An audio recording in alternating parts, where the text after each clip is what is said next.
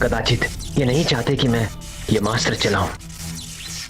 कदाचित प्रभु मेरी मनोदशा को समझ गए हैं।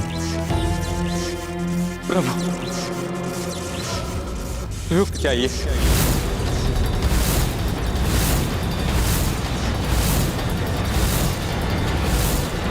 शतानन ये जो कर रहे हैं वो भ्राता रावण की मृत्यु से उपजे क्रोध एवं पीड़ा का परिणाम है। मेरे विचार से एक बार उन्हें समझाया जाना चाहिए। भ्राता रावण को भी आपने संभलने के अनेकों अवसर प्रदान किए थे।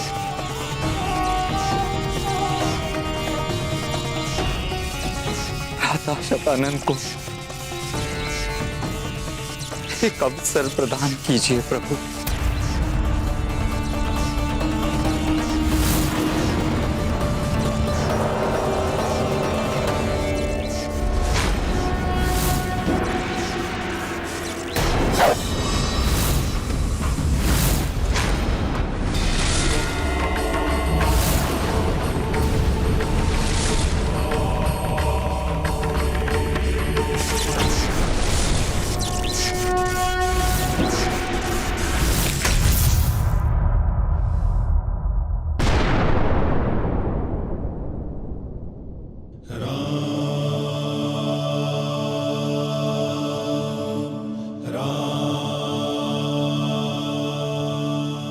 अधर्मी का नहीं, अधर्म का अंत करना आवश्यक है। इसलिए विभीषण जी जाइए और अपने भ्राता शतानन को समझाइए, यदि वो अहंकार, अधर्म एवं क्रोध का त्याग करता है तो उसी क्षण ये युद्ध समाप्त हो जाएगा। धन्यवाद प्रभु।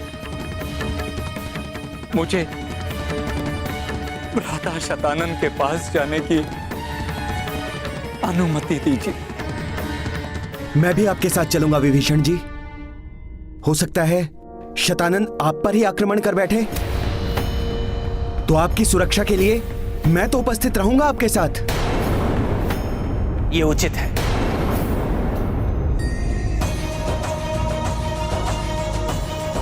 आज्ञा दीजिए प्रभु।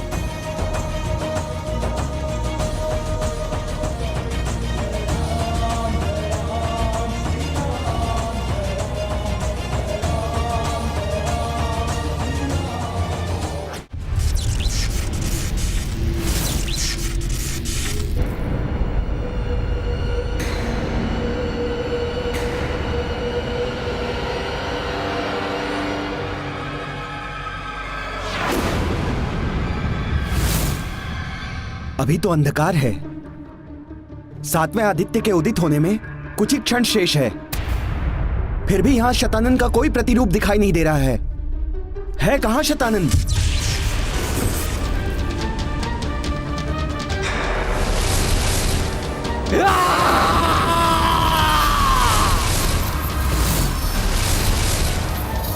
ये समस्त ऊर्जा उसी स्थान पर केंद्रित हो रही है। गर्जन की ध्वनि भी वहीं से आ रही है। हम उसी ओर जाएंगे।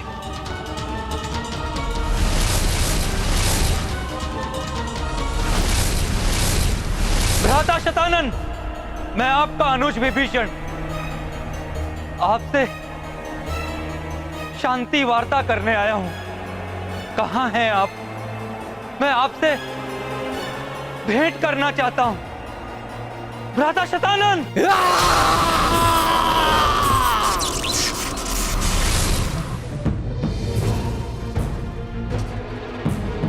भ्राता शतानन!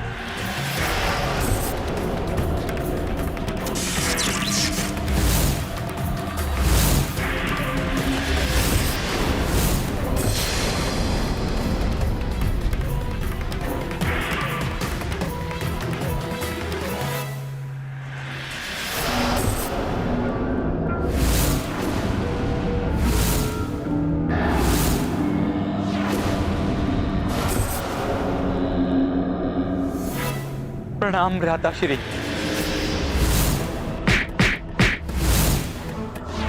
मैं लंका, अपना परिवार सबको छोड़कर प्रभु श्री राम की शरण में आया हूं।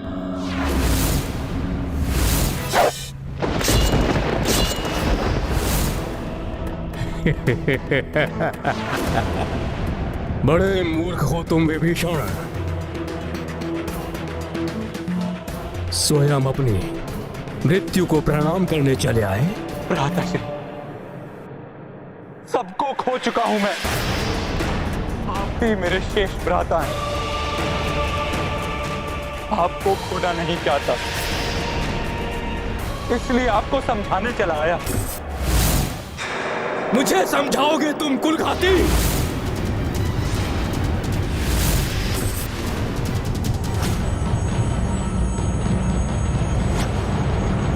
ये अस्त्रों का चक्रव्यूह, ऐसा ही अस्त्रव्यूह मैंने बाल्य अवस्था में यक्षलोक में भंग किया था।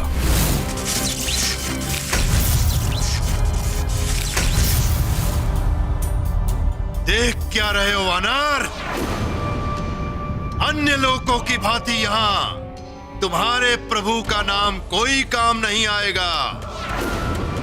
ये मेरा अस्त्र समाप्त कर देगा तुम्हें।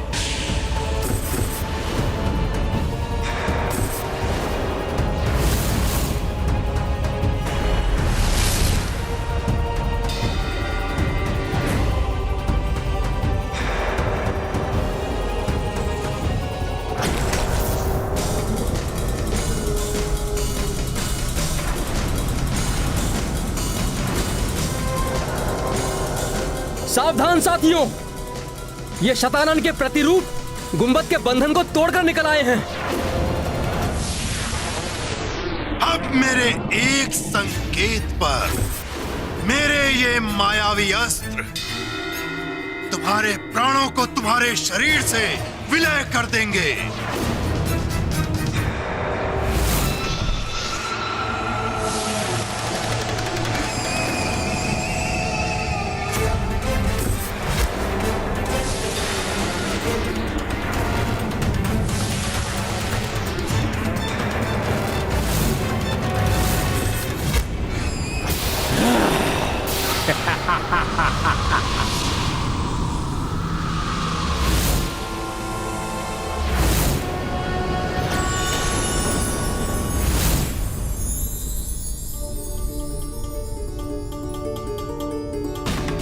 उदित होते अष्टम आदित्य की प्रकाश रश्मियों के यहां आते ही ये राक्षस तो स्वतः निष्क्रिय हो जाएंगे। इसी अंतराल में महाराज विभीषण और अंगद भी सुरक्षित लौट आएंगे। प्रभु, मुझे उन्हीं की चिंता सता रही है। कहीं वो दुष्ट राक्षस उन दोनों का अहित करने में सफल न हो जाए।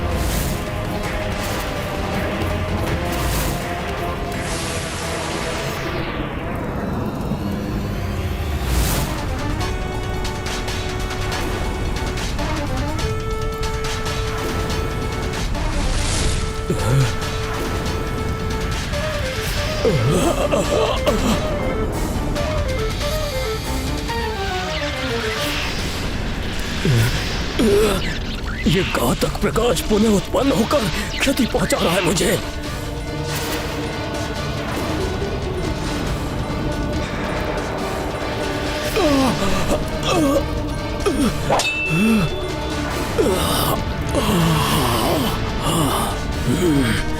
इस अंधकार में पुनः सुरक्षित हो गया हूं मैं।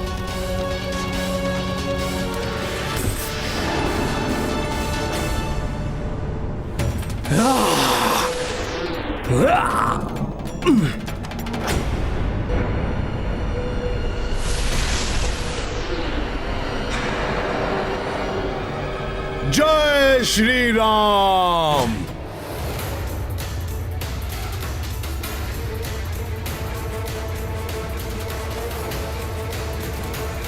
दुष्ट मायावी वानर, यहां से मुक्त हो गए हो, परंतु मेरे इस लोक से जीवित नहीं बच सकोगे।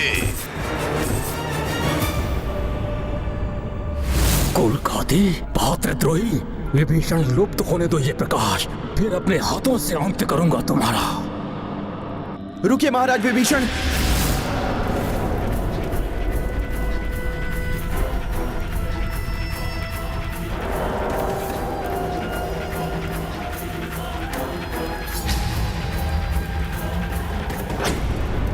भ्राताश्री, आज आपका ये अनुज आपके समक्ष एक भिक्षुक की भांति आपसे विनती करने आया है।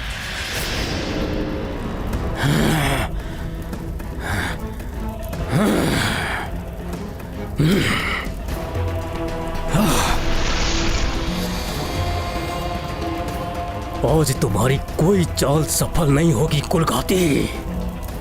एक पल के लिए अपना क्रोध, अपना प्रतिशोध त्याग दीजिए। आपका क्रोध और आपकी माया मुझे प्रभु श्री राम के कार्य को पूर्ण करने से नहीं रोक सकती मयासुर। इसलिए मैं पुनः आपसे निवेदन करता हूं, त्याग दीजिए अपने क्रोध को। आज यहां तुम्हारे काल से तुम्हारी भेंट का कार्य ही पूर्ण होगा वानर।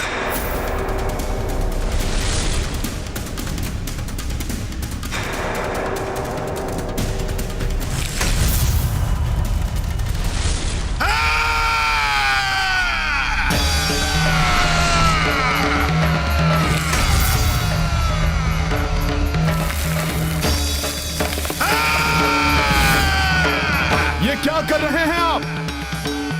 अपने क्रोध से अपने ही लोक को नष्ट कर रहे हैं। भ्राताश्री, क्रोधवश क्यों अपने विनाश का चयन कर रहे हैं? एक बार विचार करके देखिए, आपका ये अनुज ये होते हुए कैसे देख सकता है? प्रतिशोध से हमें कुछ प्राप्त नहीं होगा भ्राताश्री। मेरे और समीप आ जाओ कुलघाती, फिर तुम्हारा सर्वनाश मैं करूंगा। क्रोध कितना हानिकारक है मुझे उसका भान है, परंतु मैं विवश हूं। मुझे मेरा क्रोध ही अत्यधिक प्रिय है विभीषण। मुझे मेरा लोक अत्यधिक प्रिय है वानर, परंतु उससे भी अधिक प्रिय है मेरा प्रतिशोध, जिसके लिए ये मेरा लोक तो क्या, संपूर्ण पृथ्वी भी नष्ट हो जाए, तब भी अपने प्रहार नहीं रोकूंगा वानर। तुम्हारा अंत किए बिना शांत नहीं होऊंगा मैं। निरंतर वार करूंगा मैं, अंत करूंगा इस वानर का।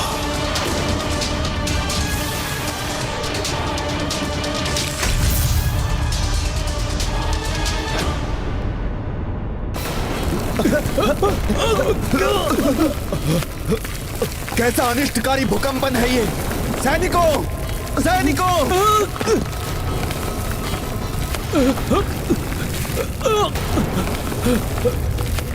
मेरे भीतर लोक के सुख को खंडित करने वाला ये कैसा भूकंप उत्पन्न हो रहा है?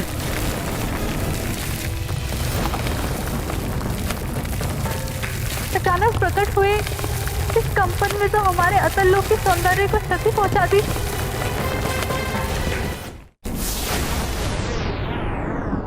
ये अस्त्र मुझे तो कोई हानि नहीं पहुंचा सकेंगे, परंतु कहीं ये तरातल लोक के साथ अन्य लोकों और संपूर्ण धरती का नाश न कर दें।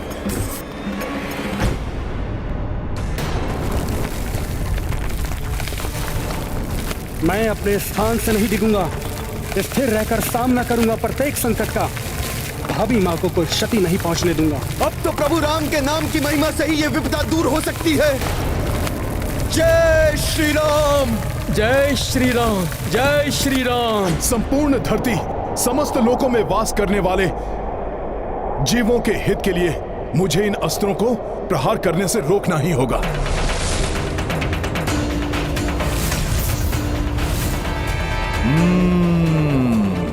सूझ गई युक्ति, मिल गया उपाय।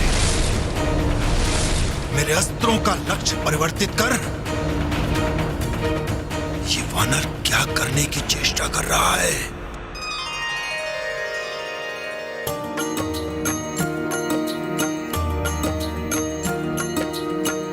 अंजनी सुत समभक्त ना होई, जाको राम सेवा ना कोई। माया सुर अचरज संग निहारी,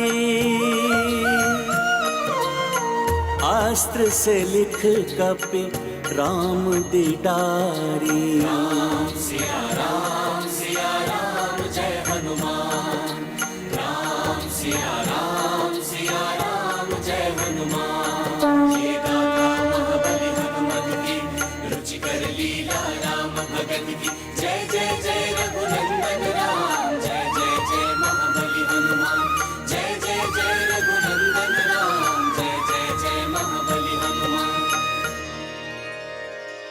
धन्य है हनुमान, उन्होंने अपनी इस अद्भुत लीला से दर्शा दिया है कि यदि अस्त्र शस्त्र की शक्ति राम नाम से जुड़ जाए तो वो भी व्यर्थ संहार नहीं करती। इसलिए प्रत्येक शक्ति संपन्न व्यक्ति को राम नाम की शरण में जाना चाहिए, जिससे उसकी शक्ति अकारण विनाश नहीं अपितु संसार की सुरक्षा का कारण बनेगी।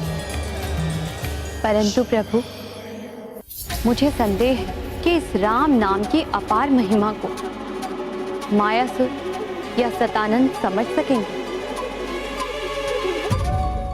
विभीषण, धर्म और अधर्म का कोई अर्थ नहीं है मेरे लिए। धर्म अधर्म आपके लिए अर्थहीन ही सही, किंतु अपने उस परिवार के विषय में तो सोचिए जिसके प्रेम से आप वंचित रहे और जिसे अब आप प्राप्त कर सकते हैं। मेरे अग्रज होने के नाते लंका के राज सिंहासन पर आपका ही अधिकार होगा और मुझे पुनः अपने अग्रज के सान्निध्य में रहकर सेवा करने का सौभाग्य प्राप्त होगा। इतने वर्षों तक आप अकेले रहे, अब अपने परिवार के साथ रहने का अवसर व्यर्थ मत जाने दीजिए भ्राताश्री, व्यर्थ मत जाने दीजिए। विभीषण, तुम कदाचित उचित कहते हो।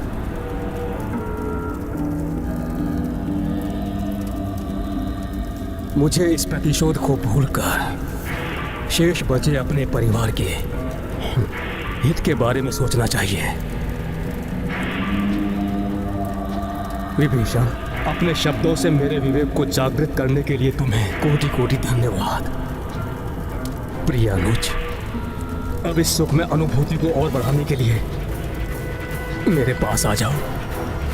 विभीषण, आओ मेरे भ्राता, तुम्हारा भाई तुमसे गले मिलना चाहता है।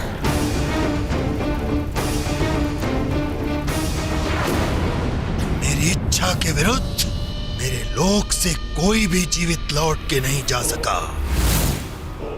फिर तुम किस अपनी माया जाल के प्रभाव से ये कर पा रहे हो वानर? प्रभु श्री राम के नाम की महिमा ने किस प्रकार प्रत्येक लोक में मेरी सहायता की, उसके प्रत्यक्षदर्शी रहे हैं आप। फिर भी प्रभु श्री राम के नाम की महिमा को स्वीकार करने से स्वयं को क्यों रोक रहे हैं? महिमा? कैसी महिमा? कौन सी महिमा? कोई महिमा नहीं है उस वनवासी के नाम की। यह अवश्य तुम्हारी किसी माया का प्रभाव है, अन्यथा क्या है उस साधारण वनवासी में जो स्वयं एक तुच्छ नर के सिवा कुछ भी नहीं। दुष्ट मयासुर, प्रभु श्री राम के लिए अनर्गल भाषा का प्रयोग और उनका अपमान कर तुमने सारी मर्यादा तोड़ दी है। अब इसका परिणाम भुगतने के लिए तैयार हो जाओ। विभीषण, आओ मेरे भ्राता, तुम्हारा भाई तुमसे गले मिलना चाहता है। नहीं महाराज विभीषण, ये दुष्ट छल कर रहा है, आगे मत बढ़िए। इसकी चाल में मत फंसिए आप। ये तो बस अवसर पाकर हम दोनों का वध करना चाहता है। मेरे कथन पर आपको विश्वास नहीं तो इसे कहिए अपने हाथों को आगे बढ़ाए, जिनमें इस दुष्ट ने हमारा घात करने के लिए राक्षसी खड़ग छुपा रखे हैं।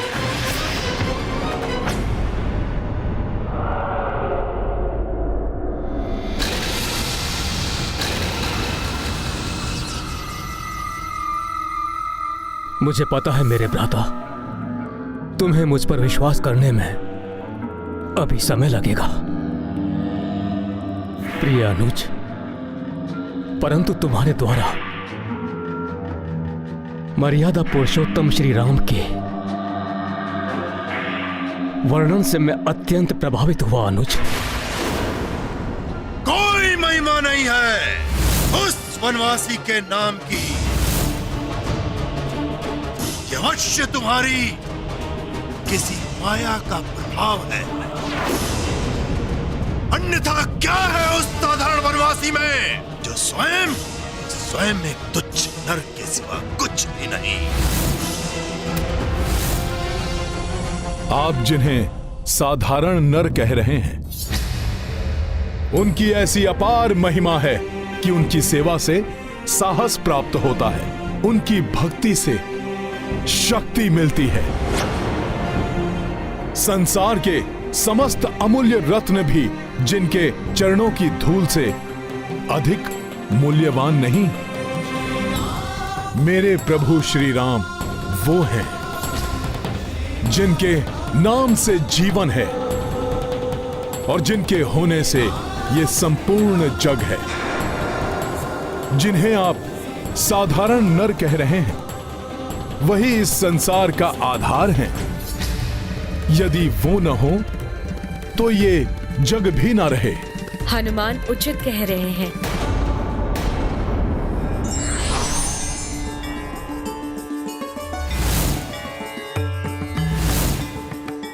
प्रणाम देवी स्वयं प्रभा। देवी स्वयं प्रभा, आप भी इस वानर का साथ देने के लिए प्रस्तुत हो गई? हाँ, क्योंकि मैं आपको उन भगवान विष्णु के विरुद्ध जाते नहीं देखना चाहती जिनकी कृपा से आपको पुत्री रूप में मंदोदरी प्राप्त हुई। वही मंदोदरी जिसके सुहाग के मिटने का प्रतिशोध लेने के लिए आप इतने प्रयास कर रहे हैं। स्मरण कीजिए, अप्सरा हेमा से विवाह करने के उपरांत आप निसंतान थे।